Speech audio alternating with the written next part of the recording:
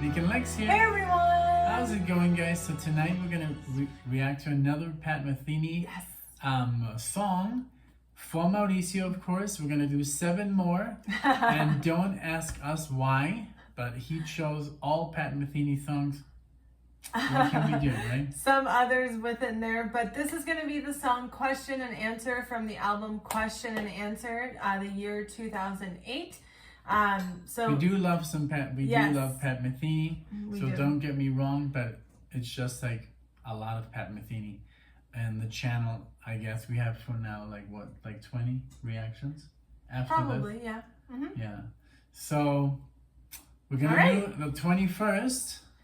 And let's see what he brings, because the good thing about Pat Metheny is it's always very different. Yes. Now this is the that's just Pat Metheny. We also have some Pat Metheny group and Pat Metheny with Charlie Hayden. So let's see. All right, here we go. 1, 2, 3. Ooh.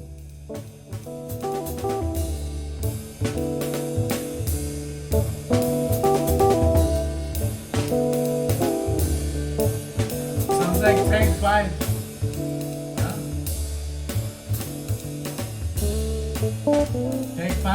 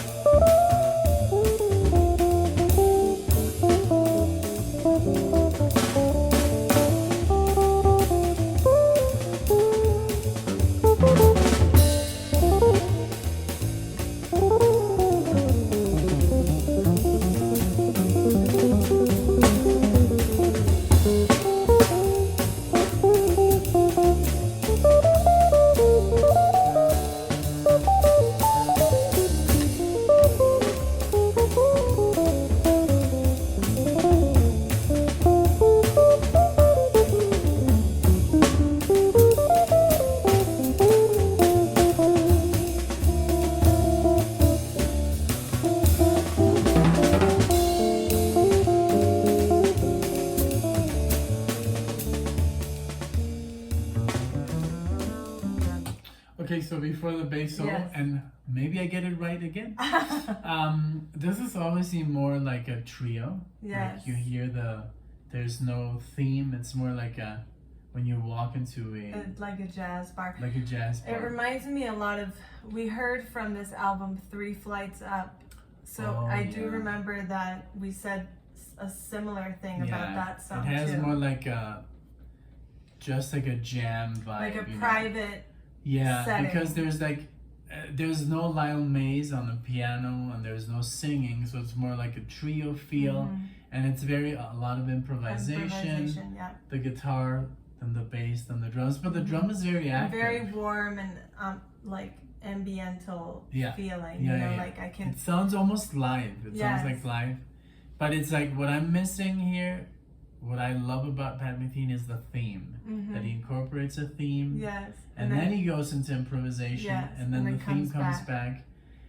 But that's what's so cool about Pat Metheny, that you get so many different styles. Like when we were listening to the other one last time that had almost a rock feel, like a metal feel to it. That was very different. But overall, very enjoyable. Very like, I'm wishing like a cup of wine or something. Yes, exactly. To accompany.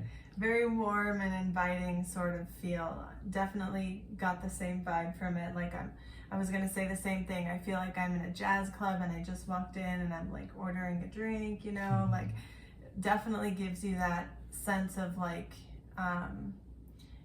just like you say, just a live. Like a live small setting. It sounds very live. Yeah, it sounds like one take. And so cool. Which is nice because sometimes, when you get recorded stuff versus going to a live show, you kind of miss out on that because everything is so calculated. You know, like this is how they wanted it, and I'm sure this is how they wanted it here, but it just feels very less. Yeah, exactly. Yeah, but I like it. It's very cool. Let's keep going. Okay, I rewound it just a few seconds. Here we go.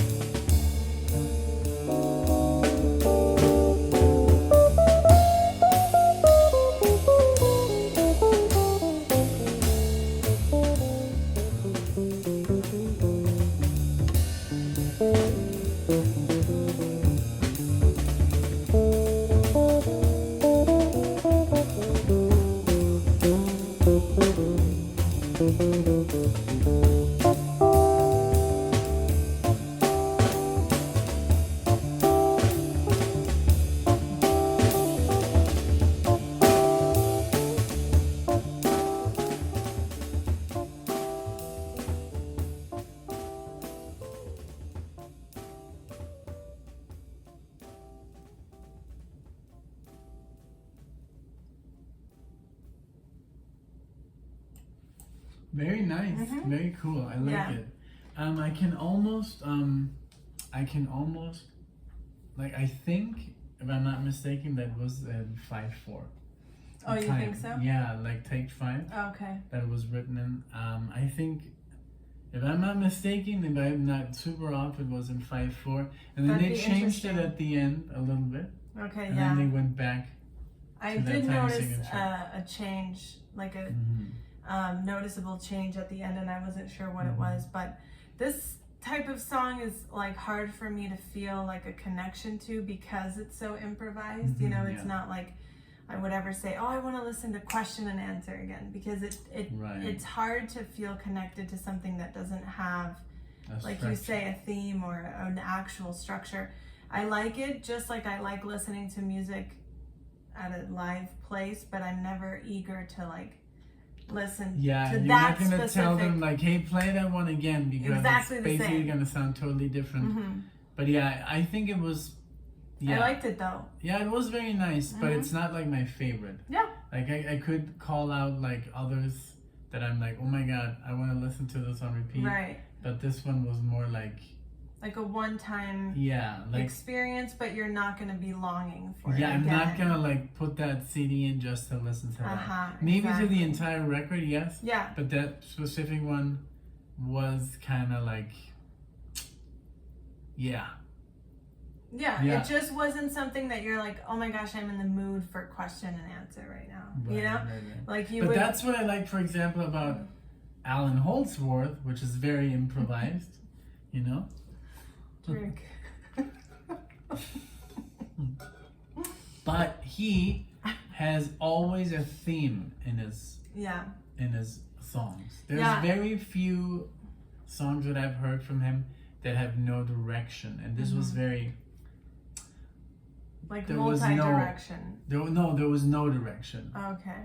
Basically, that's why you didn't like it. There was no direction. It was just like drums, bass, and they just played it with some like chords. I say, it feels like a one-stop shop, you know? Like I'm not going to be coming back to this, but I appreciate that I got to listen to it. I think it's very interesting. It has some nice lines and has some nice improvisation lines. When I looked at you, I was like, it's nice. But not the best that I've heard from him. I mean, I've heard like, have you heard the song? That you can kind of like move along with. And then that solo on top is like, oh my god, this was more like you said. I mean, it felt more like a live experience, but it's nice. I mean, we appreciate it, and let us know what you think. Mauricio, I still hope you like the reaction, even though we're not like super fans of it, but you know, you can't love everything. But thank you for this, because it's so different than everything else, and I think Mauricio's, like we've said, he's trying to like dip our toes in like, I'm going to show him how he improvises. I'm going to show him how he does this. So, you know, there's like a song for everything, it seems. So thank you so much for this. This was great. Guys, like Nick said, let us know what you think. Was this your first time listening to it? We'll be doing more Pat Metheny. So if you're a fan, feel free to come back. We hope to see everybody in the next video. Thank you guys. Bye. Take care.